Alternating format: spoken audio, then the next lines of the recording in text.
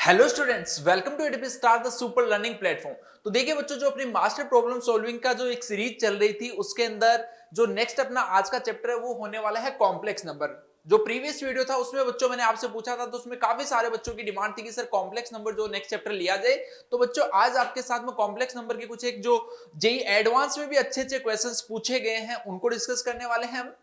और साथ ही साथ में कुछ एक और क्वेश्चन जो है अच्छे वो भी बच्चों में तुम्हारे साथ डिस्कस करूंगा।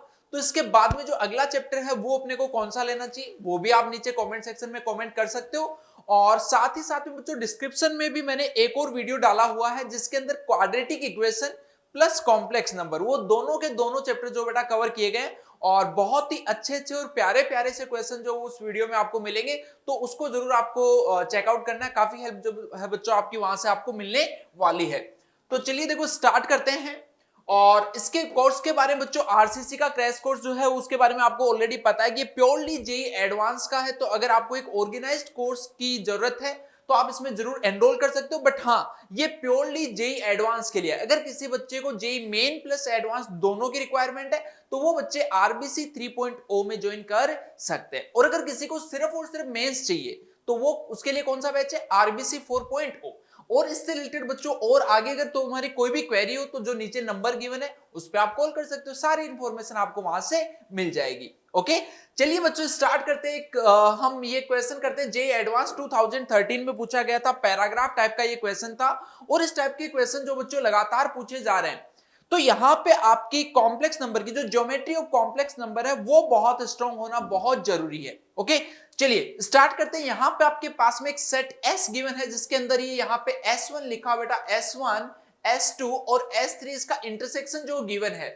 S1 के बारे में आपको बोला गया modulus of Z is less then 4। अब आपको ये इक्वेशन जो देखते ही समझ में आनी चाहिए कि modulus of Z equals to 4 जो किस चीज को बच्चों रिप्रेजेंट करता है, वो रिप्रेजेंट करता है एक सर्कल को। Modulus of Z less than 4 है तो ये किस चीज को रिप्रेजेंट कर रहा है, ये रिप्रेजेंट कर रहा है उस सर्कल के अंदर वाले पार्ट को जिसकी रेडियाई जो है वो बेटा 4 है और जिसका सेंटर कितना है 0,0। ओके, तो S1 जो है वो आपके पास में क्लियर हो गया है। S1 जो है बच्चों आपको क्लियर है कि S1 आपके पास में यहां से इस टाइप से एक सर्कल जो गिवन है, ये लीजिए 4,0। ओके, चलिए आगे बढ़ते हैं। S2 में आपके पास में देखो इस टाइप से बच्चों एक इक्वेशन जो गिवन है, इसको हम क्या करेंगे, सबसे पहले सिंप्लीफाई करेंगे। तो Z जो उसको कुछ भी एक आप लेट कर लीजिए, क्या लेट करोगे, x प्लस आयोटा y। तो यहां से देखो ये क्या लिखा हुआ है, imaginary part of x minus 1 into plus iota times of y plus √3 divided by 1 minus iota √3। अब बेटा डिनोमिनेटर से आपको आयोटा गायब करना है तो इसके कॉन्जुगेट से मल्टीप्लाई कर दीजिए। तो ये आ गया 1 plus iota √3 divided by 1 plus में आयोटा √। ओके, अब नीचे वाला पार्ट जो तो इसका रियल बन गया और ऊपर वाले पार्ट में बच्चों क्या होगा, ऊपर वाले पार्ट में क्या होगा, इमेजिनरी पार्ट इसका 0 करना है। तो इमेजिनरी पार्ट देखो आपके पास में क्या क्या मिलेगा जब इसका रियल इसकी इमेजिनरी से मल्टीप्लाई हो, that is √3 times of x minus 1। और ये बच्चों इमेजिनरी जो इसके रियल से मल्टीप्लाई हो तो y प्लस में √3 इक्वल्स टू 0। तो यहां से एक लाइन आपको नजर आ रही है √3x प्लस y और इमेजिनरी पार्ट इसने क्या बोला है, ग्रेटर देन 0।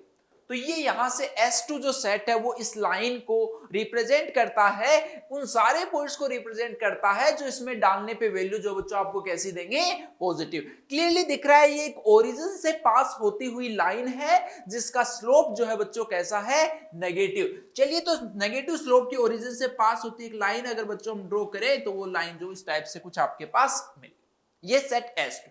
अब इसने क्या बोला, S1 का मतलब था इस सर्कल के अंदर वाला पार्ट, S2 का मतलब पॉजिटिव है। तो पॉजिटिव का मतलब बच्चों क्या हो गया, इसके इधर वाला जो भी पार्ट आपके पास है ये सारा पार्ट S2 को रिप्रेजेंट करेगा। चलिए और इंफॉर्मेशन आपके पास में क्या है, S3, एक सेट S3 और गिवन है जिसमें बोला गया real part of Z is positive, यानी X इज पॉजिटिव। तो X पॉजिटिव होने का मतलब बच्चों ये क्या है, Y एक्सिस के हमेशा राइट हैंड साइड में ये लाई करेगा। तो चलिए Y एक्सिस के राइट हैंड साइड का मतलब ये वाला पूरा पार्ट हो गया। अब आपके पास S जो सेट था वो बच्चों क्या था, S सेट था S1 S2 और S3, इन तीनों का क्या था बेटा, ये इंटरसेक्शन था। तो इंटरसेक्शन का मतलब देखो तीनों में कॉमन पार्ट जो वो कौन सा आ रहा है, तो आपको क्लियरली नजर आ रहा है कि इन तीनों का जो कॉमन पार्ट है वो बच्चों ये वाला पोर्शन जो आपके पास होगा। ठीक है, तो ये रीजन एस जो वो आपने डिफाइन कर लिया। अब इसके फर्स्ट क्वेश्चन में देखो आपसे जरा क्या पूछा गया है, इसमें से अगर बच्चों माइनस को बाहर ले ले तो ये ऐसा लिखा जा सकता है mod of Z -1 plus 3 iota, या फिर इसको आप लिख सकते हो मॉड्यूलस ऑफ जेड 1 माइनस में 3 आयोटा। अगर मैं ज्योमेट्रिकली बात करूं तो बच्चों किसको रिप्रेजेंट कर रहा है, ये रिप्रेजेंट कर रहा है दो पॉइंट्स के बीच की डिस्टेंस को। यस और no, modulus of z1 minus z2 का मतलब क्या होता है, पॉइंट z1 एंड z2 के बीच की डिस्टेंस। तो यहां से पॉइंट z1 जो बच्चों z है, पॉइंट z2 जो वो है 1, -3। अब इसके देखो यहां पे आपको मिनिमम वैल्यू चाहिए और z यहां पे क्या है, इस रीजन में लाई करने वाला कोई पॉइंट है 1, -3 जो बच्चों आपके पास में ये वाला पॉइंट कहां पे लाई करेगा, यहां पे इस सर्कल में यहां पे कहीं लाई करेगा 1, और z जो है उसका रीजन बेटा ये है, यहां पे ये लाइन जो वो भी वो इंक्लूड होगी कि नहीं होगी बताइए जरा। जो मिनिमम डिस्टेंस आपकी है वो क्या होगी, इस रीजन की इस पॉइंट से जो मिनिमम डिस्टेंस आने वाली वो क्या होगी, वो बेटा होगी इस लाइन से आपके पास में परपेंडिकुलर डिस्टेंस। तो ये देखो ज्योमेट्री से अगर आपने एक बार डायग्राम ड्रॉ कर दिया तो सारी चीजें आपको क्लियरली जो वो नजर आएंगी। चलिए, तो अब ये आपके पास में लाइन थी √3x + y और इसकी बेटा परपेंडिकुलर डिस्टेंस आपको फाइंड करनी है पॉइंट 1, -3 से। तो इजीली कर सकते हो √3 - 3 का modulus divided by √a² + b², यानी 3 + 1 4 रूट करेंगे तो आ गया 2, तो मॉडुलस लेंगे पॉजिटिव वैल्यू आएगी, डिस्टेंस है तो 3 माइनस में √3/2, और ये बच्चों आपको ऑप्शन सी में गिवन है, तो ये क्या हो जाएगा इसका करेक्ट आंसर। चलिए, इस क्वेश्चन के एक सेकंड पार्ट और था, उसमें बच्चों इसका एरिया पूछा गया था। चलिए, एरिया कैसे फाइंड करेंगे, एक तो क्लियरली दिख रहा है कि एक सर्कल जो है उसका क्वार्टर आपके पास है, यस और नो, सर्कल के चारों पार्ट का एरिया जो इक्वल होगा, और एक पार्ट का एरिया बेटा कितना होगा πr² डिवाइडेड बाई, रेडियस इसकी 4 थी तो ये कितना आ गया आपके पास 4π, यानी जो यहां वाला एरिया है वो तो आ गया आपके पास में 4π। अब ये देखो जो एक छुटको सा एरिया आपके पास में बचा है ये वाला पार्ट, ये एरिया बच्चों आपको और कैलकुलेट करना है, और यहां से ये एरिया एक सेगमेंट बन रहा है बच्चों, एक सेक्टर बन रहा है सर्कल का, उसका एरिया कैसे कैलकुलेट करते हो, r² इंटू में θ/2, और आपके पास में देखो इस लाइन जो है उसका स्लोप गिवन है, स्लोप गिवन है तो यहां से ये वाला एंगल आपके पास में आ गया कितना π/3, तो ये एरिया कितना होगा r² इंटू में θ/2, θ/2 किया तो π/6, कितना बन गया 8π/3। तो बच्चों टोटल एरिया जो होगा वो कितना होगा 4π प्लस में 8π/3, और इनको दोनों को ऐड करोगे तो कितना बन रहा है 20π/3, 20π/3, 20π/3, यानी ऑप्शन बी जो बच्चों क्या होगा इसका करेक्ट आंसर। ओके, चलिए बच्चों अगले क्वेश्चन पे मूव करते हैं। ये भी एक अच्छा क्वेश्चन था, जेईई एडवांस 2013 में ही बच्चों ये पूछा गया था, तो इस क्वेश्चन को भी एक बार आप जो खुद से जरूर ट्राई कीजिएगा, उसके बाद में ही बच्चों आपको सॉल्यूशन पे जाना है। चलिए यहां पे देखो क्या बोला है, let the complex number alpha and 1/अल्फा bar lies on the circle this. अगर इस सर्कल को अगर हम बच्चों थोड़ी सी अच्छी कॉम्प्लेक्स की फॉर्म में लिखे तो ये बेटा लिखा हुआ है z माइनस में z0 इक्वल्स टू r। ठीक है, मैं नेक्स्ट वाले पेज पे इसको सोल्व करते हैं। एक ये लिखा हुआ आपके पास में z माइनस में z0 इक्वल्स टू r, और जो सेकंड सर्कल लिखा बेटा z माइनस में z0 इक्वल्स टू 2r लिखा।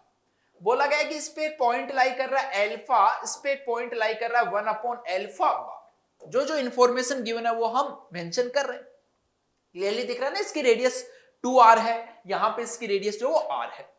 आगे बोला गया कि z0 जो इस टाइप से कोई एक पॉइंट है, सेटिस्फाई द इक्वेशन, एक ही आपके पास में इक्वेशन गिवन है 2z0² equals to 2z0² is equals to r² plus 2, और अब बच्चों आपको इसके बेसिस पे क्या फाइंड करना है, मॉड्यूलस ऑफ अल्फा जो वो फाइंड करना है।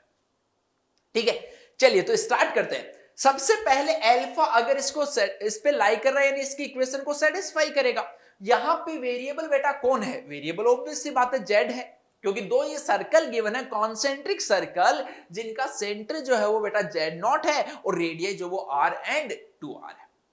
चलिए, तो ये इसको अगर सेटिस्फाई करेगा तो यहां से आ गया alpha minus Z naught is equal to R. अब इस टाइप की इक्वेशन में आप क्या करते हो, हमेशा स्क्वायर करते हो ताकि मॉड्यूलस जो उसको रिमूव कर सको। तो यहां पे हमने दोनों साइड स्क्वायरिंग कर दी। अब क्लियरली आपको पता है बेटा कि मॉड्यूलस ऑफ जेड स्क्वायर जो किसकी इक्वल होता है, जेड जेड बार के इक्वल होता है। यस और नो? चलिए, तो यहां से ये देखो क्या बनेगा, alpha minus Z naught into alpha bar minus में Z naught bar is equal to R square. चलिए इसको थोड़ा सा सिंप्लीफाई कर देते हैं। तो ये आ गया मॉड्यूलस ऑफ अल्फा स्क्वायर, एक बनेगा बेटा modulus of Z not square, एक आ रहा है माइनस में अल्फा जेड नॉट बार, एक आ रहा है alpha bar Z naught is equal to R square. इसको हम कुछ बोल देते हैं एक बार के लिए इक्वेशन नंबर 1। सिंप्लीफाई कर दिया इसको। चलिए यहां पे क्या होगा, इस पे कौन सा पॉइंट लाई कर रहा था, 1 अपॉन अल्फा बार, तो वो भी इसकी इक्वेशन को सेटिस्फाई करेगा। चलिए सब्स्टिट्यूट करते हैं, 1 अपॉन अल्फा बार माइनस में Z naught is equal to 2r। सबसे पहले तो देखो बच्चों, यहां पे इक्वेशन जो वो अल्फा की फॉर्म में थी, यहां पे 1 अपॉन अल्फा आ रहा है। कैसे भी करके 1 अपॉन अल्फा जो है उसको अल्फा में कन्वर्ट कर सकते हैं क्या? बिल्कुल। अरे जब भी इस टाइप की कोई बात आती है तो अपने को पता है कि मॉड्यूलस ऑफ अल्फा स्क्वायर जो है that will be alpha alpha bar.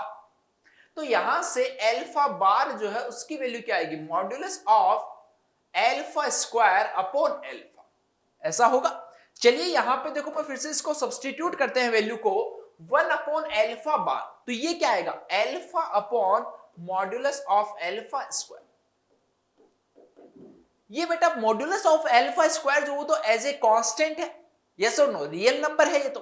चलिए अब दोनों साइड यहां पे हम कर देते हैं इसका स्क्वायर, क्योंकि अपने को वही मॉड्यूलस हटाना है। फिर से बच्चों ये देखो जरा क्या बनेगा, alpha upon modulus of alpha square minus Z naught, into में क्या आएगा, alpha bar upon modulus of alpha square minus में Z naught is equals to 4r square. ऐसा बन गया।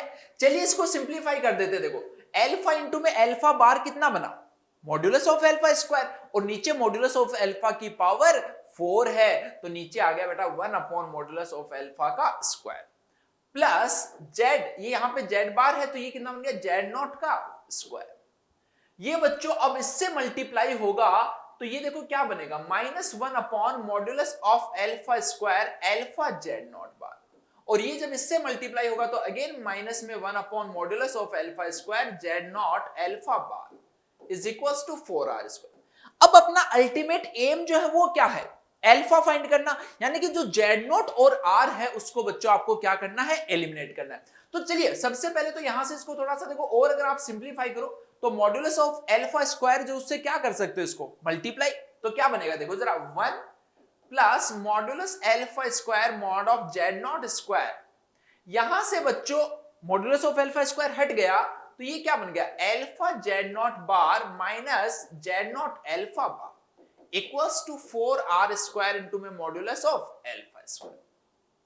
अब आपके पास में देखो यहां से ये इक्वेशन 1 थी, इससे इसकी वैल्यू आपके पास में जो है वो नॉन है, यस और नो, इसकी वैल्यू नॉन है, वो उठा के देखो यहां पे डाल दे तो क्या बनेगा, 1 plus modulus of alpha square. साथ में बेटा आप यहां से modulus of Z not square उसको भी रिप्लेस कर सकते हो। एक स्टेप और मैं तुम्हारे लिए लिख देता हूं, देखो modulus of Z not square, यहां पे इसकी वैल्यू जो बच्चों क्या आएगी, इसको पूरे पार्ट को इधर लेके आ जाओ, तो ये आ रहा modulus of alpha square plus में जेड नॉट स्क्वायर माइनस में आर स्क्वायर, और ये लीजिए बच्चों 4r square modulus of alpha का स्क्वायर। अब पूरी इक्वेशन आपके पास में modulus alpha, modulus Z not और r की फॉर्म में आ चुकी है, r की फॉर्म में आ चुकी है। चलिए इसको अब देखो थोड़ा सा और अगर आप सिंप्लीफाई करेंगे तो यहां से क्या क्या चीजें जो वो आप लिख सकते हो, देखो जरा यहां से एक आ रहा आपके पास में alpha square Z not square, और ये जरा देखो और कहीं पे आ रहा आपके पास में, या तो आप डायरेक्टली क्या करो, जेड नॉट स्क्वायर जो उसकी वैल्यू को यहां से रिप्लेस करना स्टार्ट करो। कहां से रिप्लेस करोगे, यहां से, क्योंकि अपना एम यही है। तो चलिए फिर स्टार्ट करते हैं। ये बन गया आपके पास में 1 प्लस मॉड्यूलस ऑफ अल्फा का स्क्वायर, जेड नॉट स्क्वायर की वैल्यू बेटा कितनी है, r स्क्वायर बाई 2 प्लस 1, तो ये आ गया यहां से r square by 2 plus 1। Simple modulus of Z not square की वैल्यू डालिए, कोई जादू नहीं किया हमने यहाँ पे। माइनस में मॉड्यूलस ऑफ एल्फा स्क्वायर, फिर से बच्चों एक ये बाहर एक माइनस हो जाएगा, again R square by 2 minus 1, और ये minus minus plus R square equals to 4r square modulus of alpha square. ये बच्चों आपके पास में फाइनल इक्वेशन आ गई जिसके अंदर सिर्फ और सिर्फ एल्फा है और आर है। चलो अब यहां से देखो इसको क्या करना है, आपको सिंप्लीफाई करना है, करते हैं सिंप्लीफाई। फिर ये देखो ओपन कर दे तो 1 plus R square modulus of alpha square divided by, फिर आपके पास में अगेन आएगा मॉड्यूलस ऑफ एल्फा का स्क्वायर, फिर यहां से आएगा बच्चों मॉड्यूलस ऑफ एल्फा का स्क्वायर माइनस में आर स्क्वायर बाई 2, और यहां पे है -1, और ये प्लस आर स्क्वायर आपके पास में इसी साइड था, equals to 4r square modulus of alpha का स्क्वायर। ठीक है, चलिए इसमें एक जैसी दिखने वाली जो टर्म्स हैं उनको एक साथ लिख लेते हैं एक बार के लिए। जो एक जैसी टर्म्स दिख रही है, एक तो यहां से बेटा प्लस का एल्फा स्क्वायर आ रहा है, और एक यहां से आ रहा है माइनस का एल्फा स्क्वायर, कैंसिल आउट कर दे इनको दोनों को, ये लो इनकी कहानी खत्म। एक यहां से 1 माइनस में 1 आ रहा है, इनकी भी कहानी खत्म। और क्या आ रहा है, एक यहां से आर स्क्वायर बाई 2 आ रहा है, और ये देखो माइनस प्लस तो कितना बनेगा, प्लस का आर स्क्वायर बाई 2 बन गया, और यहां से आ रहा है R square alpha square by 2।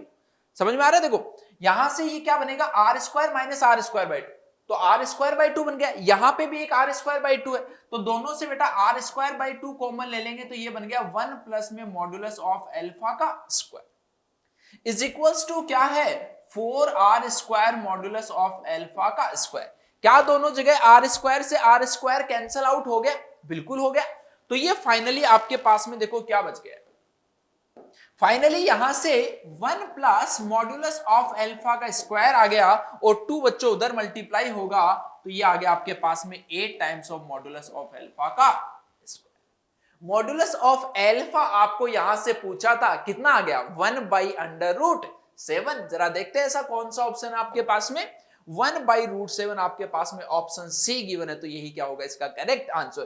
तो देखो इसमें बेसिकली कॉन्सेप्ट आपके पास में क्या था, सबसे पहले जो पॉइंट सर्कल की इक्वेशन थी उनको कॉम्प्लेक्स फॉर्म में आपको लिखना आना चाहिए, और उसके बाद में बेटा कैलकुलेशन जो उसको कैसे मैनिपुलेट करोगे ये भी आपको अच्छे से आना चाहिए। ठीक है, चलिए नेक्स्ट क्वेश्चन बच्चों आपके पास में जेईई एडवांस 2018 में पूछा गया था, जिसमें आपसे इनकरेक्ट स्टेटमेंट जो वो फाइंड करने।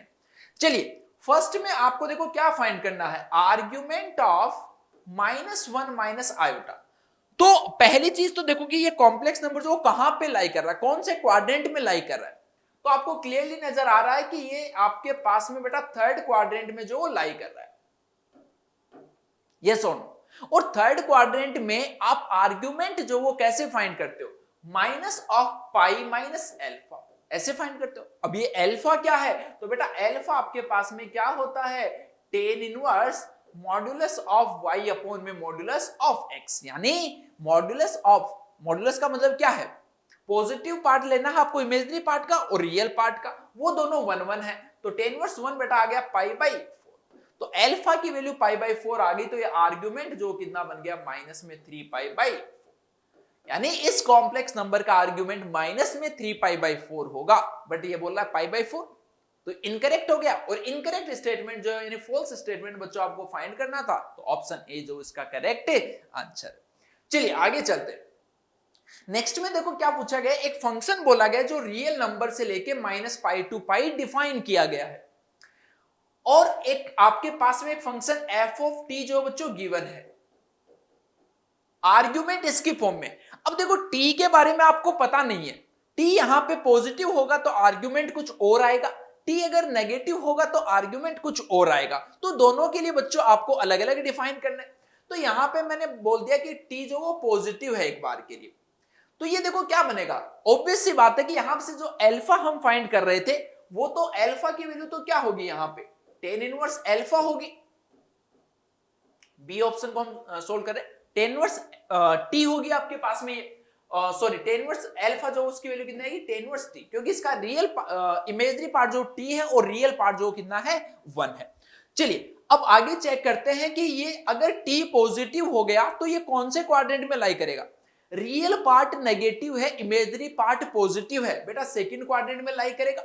सेकंड में आपके पास में आर्गुमेंट होता है पाई माइनस एल्फा, तो पाई माइनस एल्फा, ये लीजिए पाई माइनस एल्फा, एल्फा का मतलब क्या हो गया, टेन इनवर्स।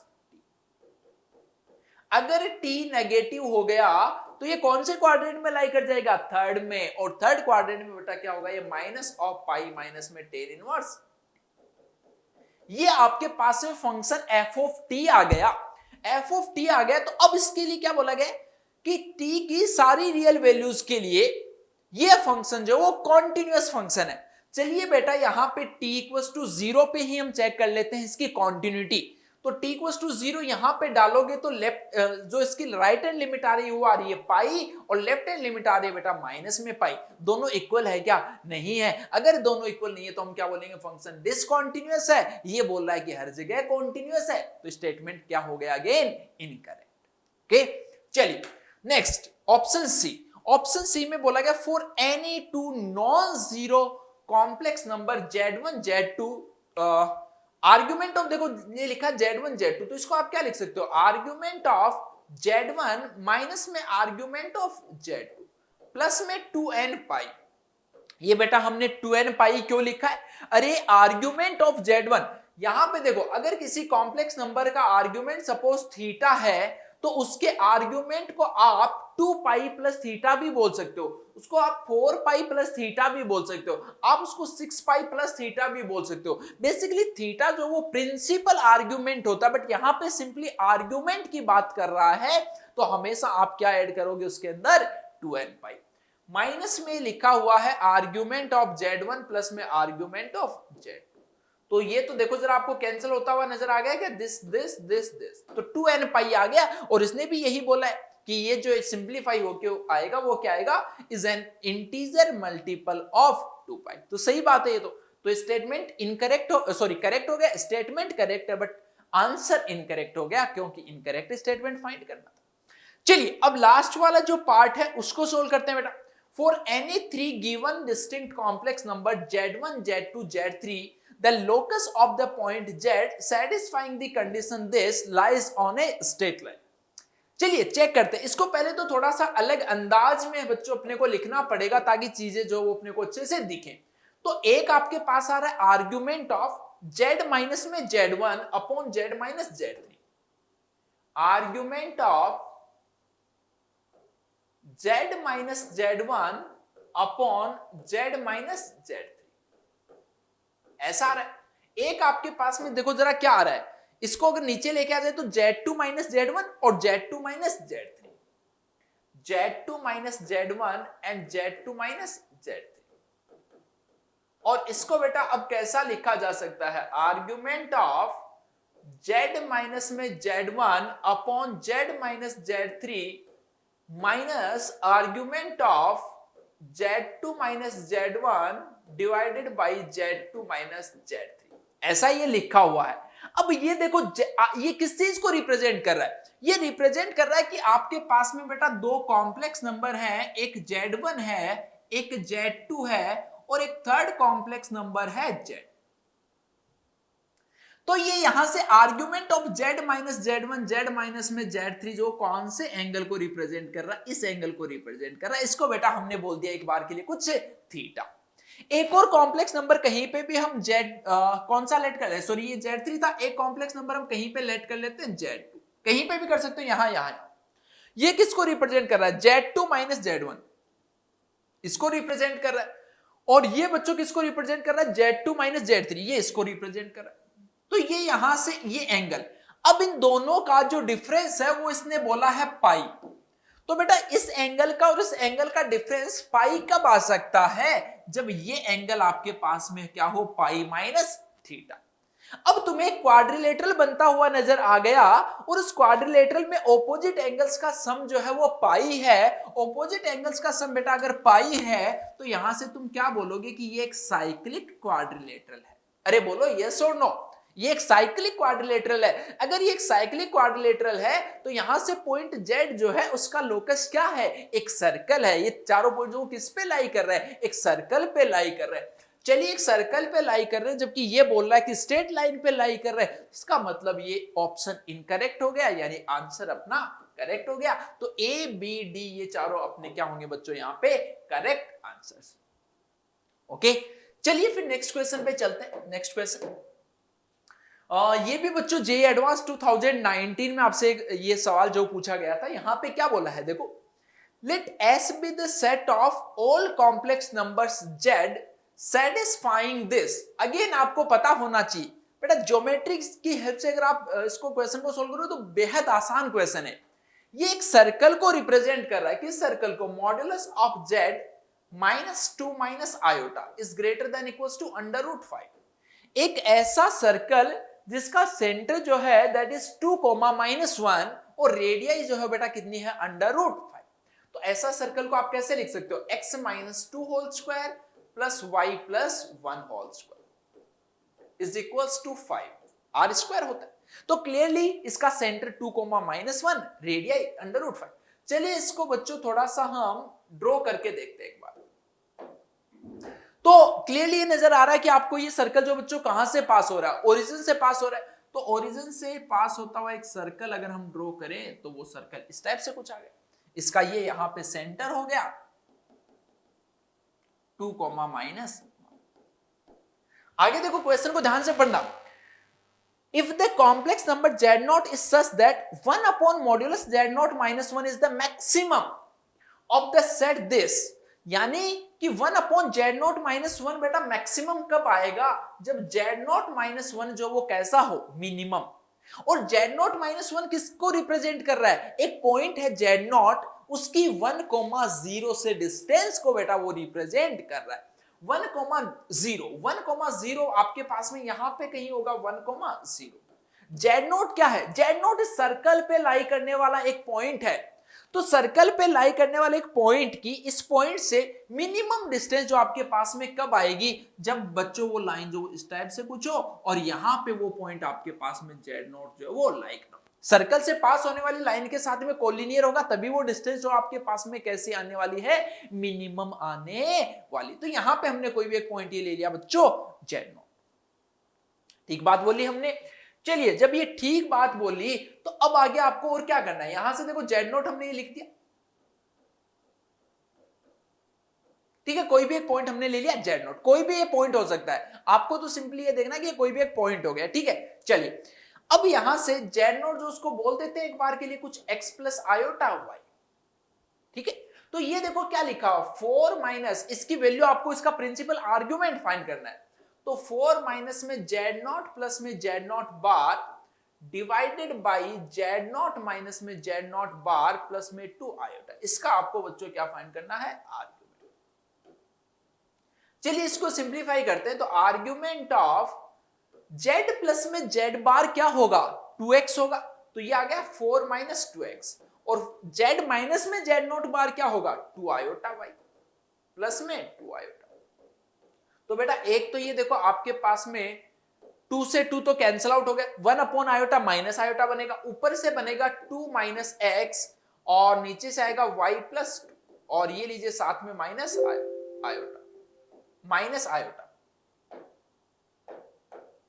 अब ध्यान से समझना मेरी बात को, यहां से 2 माइनस एक्स अपॉन में y प्लस 2, ये तो क्लियरली दिख गया कि इसका रियल पार्ट जो 0 है। सिंपली बच्चों ये आपके पास में देखो इतना ही तो लिखा हुआ है, 2 minus x upon y plus 2 और ये साथ में माइनस आयोटा। अब ये क्लियरली दिख रहा है कि ये purely real part, sorry purely imaginary part है। तो इसका आर्ग्यूमेंट या तो π/2 होगा या -π/2, वो डिपेंड करता है कि ये जो एक्सप्रेशन है वो पॉजिटिव है या नेगेटिव है, यस और नो। क्लियर इतना फंडा। चलिए तो अब इस एक्सप्रेशन के बारे में बच्चों हम बात करते हैं कि ये कैसा है। 2 माइनस एक्स, एक्स यहां पे कहीं लाई कर रहा है, तो ऑब्वियस सी बात है कि एक्स जो 2 से छोटा होगा, 2 से छोटा होगा तो 2 minus x positive. y plus 2 भी यहां पे कहीं लाई कर रहा है, तो वो भी कैसा होगा, पॉजिटिव होगा। तो y plus 2 positive, 2 minus x जो वो पॉजिटिव, तो ओवरऑल बेटा नंबर कैसा आ गया, नेगेटिव। और नेगेटिव इमेजिनरी अगर कॉम्प्लेक्स नंबर है तो उसका आर्ग्यूमेंट आपके पास में क्या होगा, -π/2, यानी कि ऑप्शन डी जो है वो क्या होगा इसका करेक्ट आंसर। ठीक है, चलिए फिर आगे बढ़ते हैं थोड़ा। ये बच्चों जेई एडवांस 2020 में ये क्वेश्चन जो पूछा गया है। अब देखो ये जो क्वेश्चन है इनका ऐसा नहीं कि बेटा आप डायरेक्टली बस देखते जा रहे हो, इनका सॉल्यूशन जो आप देखते जा रहे हो कि कैसे सोल्व करना है। पहले इन क्वेश्चंस को आप एक बार खुद से तो जरा सोल्व कीजिए, ठीक है ना। खुद से पहले इन क्वेश्चंस को सोल्व करो और उसके बाद में बेटा देखो कि जो अप्रोच आप कर रहे हो, जो अप्रोच मैं लगा रहा हूं, क्या वो दोनों सेम है या जो इजी है उसको बच्चों आपको सीखना है।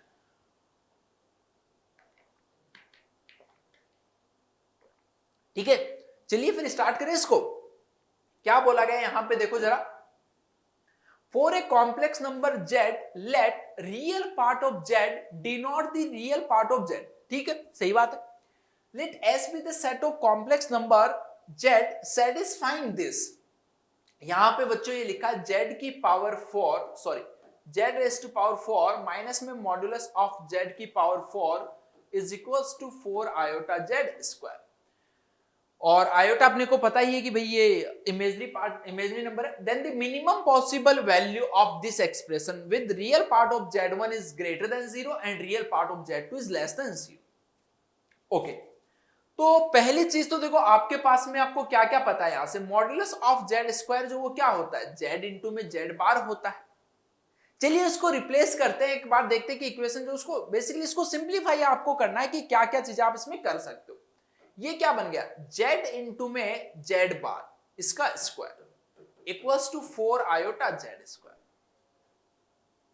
सब में से बच्चों इधर लाके z स्क्वायर को बाहर ले लो तो ये क्या बन गया, z square minus modulus of sorry z बार का स्क्वायर और ये इधर आएगा तो माइनस का 4 आयोटा इक्वल्स टू 0। तो एक तो क्लियरली यहां से सॉल्यूशन मिल गया आपको कि z square equals to 0।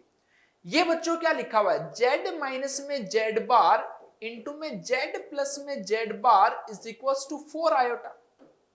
z minus में z बार करेंगे तो 2 आयोटा y बचेगा, z प्लस z बार करेंगे तो 2x बचेगा, ये लीजिए 4 आयोटा। तो ये बेटा आपके पास में इक्वेशन आ गई x y is equals to 1। अब x y इक्वल्स टू 1 जो किसको रिप्रेजेंट करता है बताइए जरा, एक रेक्टेंगुलर हाइपरबोला को रिप्रेजेंट करता है। एक रेक्टेंगुलर हाइपरबोला को बच्चों ये रिप्रेजेंट करता है। इस टाइप से हो गया। अब इसने देखो क्या बोला है कि यहां पे Z1 और Z2 जो है वो इस रेक्टेंगुलर हाइपरबोला पे लाई करने वाले दो पॉइंट जो आपको गिवन है, जिसमें भी बोला गया कि रियल पार्ट ऑफ Z1 जो है वो पॉजिटिव है। Real part of Z1 positive होने का मतलब क्या है कि Z1 आपके पास में फर्स्ट क्वाड्रेंट में इस कर्व पे लाई कर रहा है, तो Z1 आपके पास में यहां पे आ गया। Z2 जो है बच्चों उसका रियल पार्ट नेगेटिव है, यानी वो थर्ड क्वाड्रेंट में लाई कर रहा है। इन दोनों पॉइंट्स के बीच की मिनिमम डिस्टेंस, अब देखो कुछ भी हो सकता है, जैसे ये यहां पे करता है, ये यहां पे, बट मिनिमम डिस्टेंस के लिए ऑब्वियस ही बात है कि सिमेट्रिक कर्व है तो ये यहां पे लाई करने चाहिए, और ये बच्चों y equals to x line के अबाउट सिमेट्रिक है, तो ये पॉइंट जो आपके पास में 1, -1 आना चाहिए। ये पॉइंट जो आपके पास में क्या आना चाहिए, -1, -1। ओके, तो अब इन दोनों के बीच की आपको क्या करनी थी, इन दोनों के बीच की जो डिस्टेंस है Z1 माइनस में Z2, तो इन दोनों पॉइंट्स के बीच की डिस्टेंस आप इजीली फाइंड कर सकते हो। दोनों के बीच की डिस्टेंस बच्चों कितनी आ रही है, 2 आ रही है, और उसका स्क्वायर आपको लिखना था, तो उसका स्क्वायर जो वो कितना होगा आपके पास 4। ओके, तो यही बच्चों इसका क्या है आपके पास में final answer, 4 is our final. Okay, चलिए फिर अगले क्वेश्चन पे चलते हैं। ये भी बच्चों जेईई एडवांस्ड 2020 में ये क्वेश्चन जो पूछा गया था, देखते हैं जरा। Let S be the set of all complex numbers Z satisfying this equation, then which of the following statement is are true? तो एक इनइक्वालिटी का बच्चों आपके पास में यहां पे क्वेश्चन जो वो गिवन है। चलिए सबसे पहले तो देखो कि यहां से आपके पास में ये इंफॉर्मेशन नॉन है, इसको आप क्या लिख सकते हो, मॉड्यूलस ऑफ Z प्लस 1/2 का स्क्वायर प्लस में 3/4 इज इक्वल्स टू 1। अब ये लिखने के पीछे लॉजिक क्या था, ऐसा नहीं कि हमने डायरेक्टली इसको बिना को सोचे समझे परफेक्ट स्क्वायर में कन्वर्ट करके लिख दिया। लॉजिक था, क्या था, इसने बोला था कि भाई मॉड ऑफ Z प्लस 1/2 के बारे में इसको इंफॉर्मेशन चाहिए, तो वो इंफॉर्मेशन तो तभी मिलेगी ना जब यहां पे अपने को पहले Z प्लस 1/2 जैसा कुछ दिखे। ओके, चलिए अब आपको बच्चों एक इनइक्वालिटी पता होनी चाहिए कि modulus of Z1 plus Z2 जो है that is less than equals to modulus of Z1 plus Z2। ऐसा होता है। और साथ ही साथ में आपको यह भी पता है कि ग्रेटर देन इक्वल्स टू होगा modulus of Z1 minus modulus of Z2। ऐसा होता है। चलिए, तो एक कॉम्प्लेक्स नंबर ये आपके पास में Z1 है, ये कॉम्प्लेक्स नंबर आपके पास में Z2 है। तो आप क्या लिखोगे यहां से, देखो इसकी वजह से आपने इसको लिख दिया मॉड्यूलस ऑफ Z प्लस 1/2 का स्क्वायर माइनस 3/4, और यहां पे ये आ जाएगा, इसकी वैल्यू आपको गिवन है कितनी 1, तो ये ऐसा आ गया is less than equals to modulus of Z plus 1/2 का स्क्वायर, और साथ में बेटा आपके पास में क्या आ जाएगा, आपके पास में क्या था 3/4, ये अलग से आ जाएगा। ऐसा हो गया। तो यहां से देखो इसको आप सिंप्लीफाई करोगे तो ये आपके पास में कितना बनेगा, मॉड्यूलस ऑफ Z प्लस 1/2 का होल स्क्वायर का मोड अलग है आपके पास में,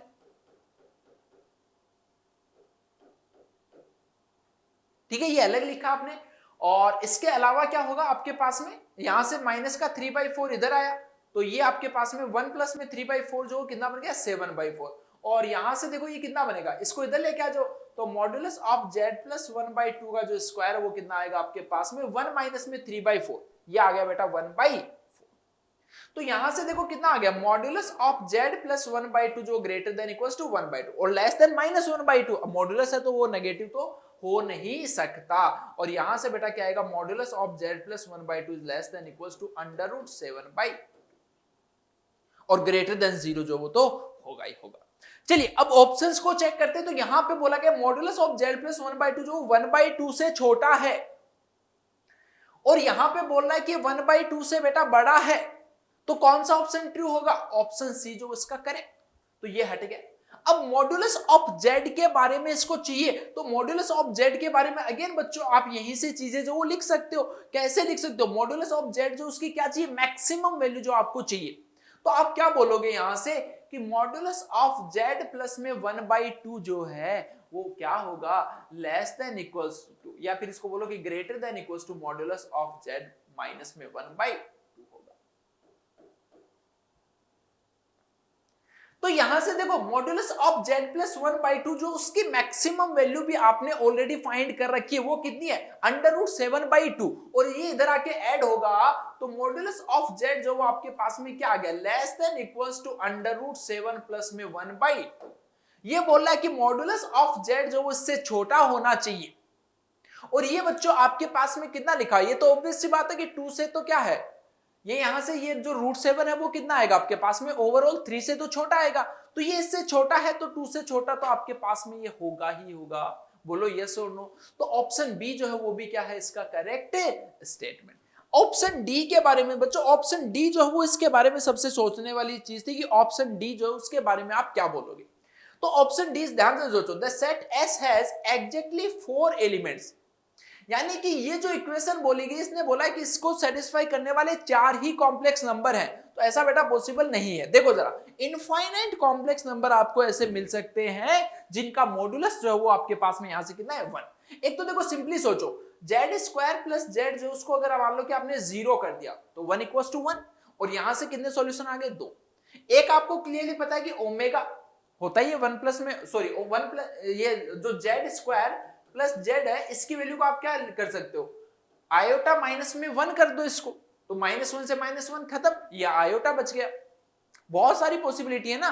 सिमिलर वे में Z² प्लस में Z जो उसको आप -2 कर दो तो भी ये आपके पास में -2 + 1 कितना आ जाएगा, उसका मॉड्यूलस 1। तो यहां से भी देखो 2 सॉल्यूशन, यहां से भी 2 सॉल्यूशन, तो बहुत सारे सॉल्यूशन जो बच्चों आपके यहां से इनफाइनाइट नंबर ऑफ सॉल्यूशंस आपको मिलने वाले हैं। जबकि ये क्या बोल रहा है कि इसके एग्जैक्टली 4 ही एलिमेंट्स हैं, तो ये आपके पास में गलत हो जाएगा।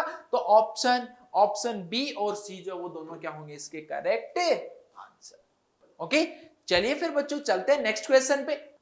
ये देखो बच्चों एक बहुत ही अच्छा सा क्वेश्चन है आपके पास में, कंप्रेंशन नहीं, ये डायरेक्टली एक क्वेश्चन है जिसमें बोला गया consider the locus of the complex number z in the Argand plane given by this. ठीक है, तो यहां पे देखो क्या बोला, रियल पार्ट z जो उसको बच्चों आप पहले तो कुछ भी लेट कर लो, एक x plus iota y। Okay, अब रियल पार्ट ऑफ z का मतलब क्या हो गया x -2, और यहां पे मॉड्यूलस का अंडर रूट के अंदर आएगा, x माइनस में 7 का होल स्क्वायर प्लस में y प्लस में 2 का होल स्क्वायर। ये सुनो ऐसा आ जाएगा।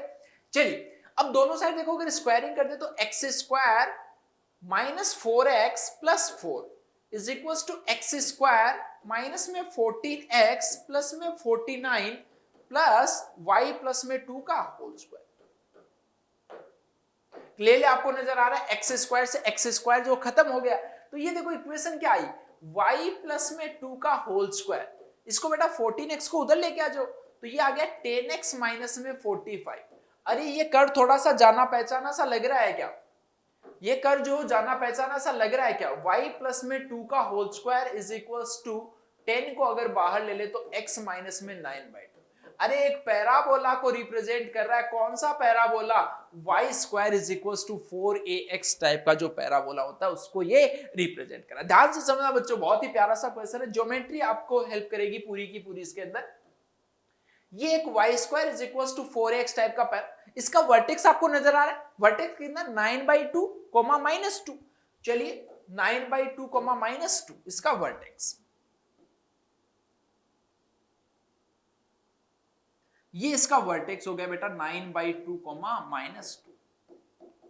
चलिए क्वेश्चन को आगे रीड करते हैं।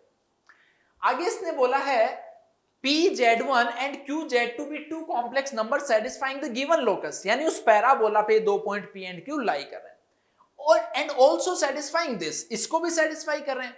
यानी कि दो पॉइंट बच्चों हैं आपके पास में, ये यहां पे कोई एक पॉइंट हो गया Z1, ये कोई पॉइंट है Z2, और साथ ही साथ में एक और चीज आपको क्या बोलेगी, argument of Z1 minus 2 plus iota alpha upon Z2 minus 2 plus में iota alpha is equals to π/2, ऐसे बोला गया। आयोटा अल्फा जो बच्चों कोई भी रियल नंबर है तो PQ की आपको मिनिमम वैल्यू जो फाइंड करनी। देखो आपके पास में PQ, ये पॉइंट P है, ये पॉइंट बच्चों Q है, इनको ज्वाइन करने वाली लाइन जो कहीं पे π/2 का एंगल फॉर्म कर रही है। कहां पे कर रही है? अच्छा ये देखो, ये आपके पास में क्या होगी, वर्टेक्स पे टेंजेंट होगी। ठीक है, एक बार को मैं अगर पूछूं कि तुम्हें डायरेक्ट्रिक्स, इस वाले जो पैराबोला इसकी डायरेक्ट्रिक्स बेटा क्या होती है? x is equals to -a होती है, बोलो यस और नो?